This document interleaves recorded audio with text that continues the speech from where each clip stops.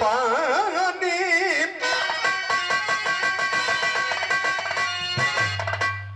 शारदा भवानी राखा सभा बीच पानी हाथ जोड़ पड़तानी पैया हे मैया और दुखियन में दीन है बुधियो के ही न कहीं इ लोग कहे मास्टर गवैया हो मैया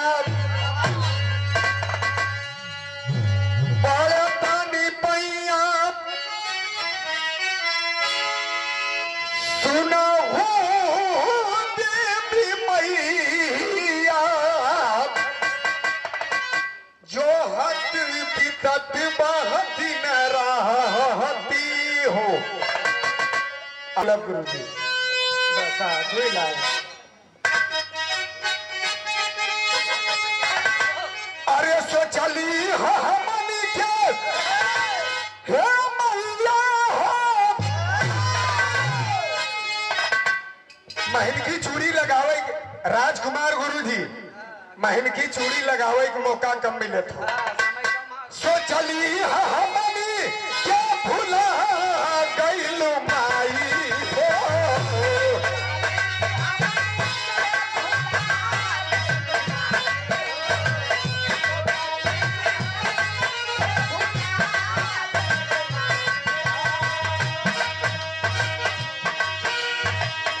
सोचली हमनी क्या भूला गइलू माई हो अंकवालिया के तवले बाघ पे सवारी लइके अरे आ जाई तुम्हारी हो बाघ पे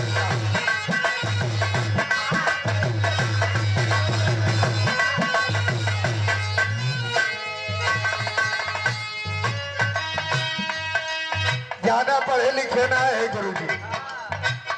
24 तक हमारी डिग्री है 12 तक मेरे भैया पढ़े हैं 12 तक हम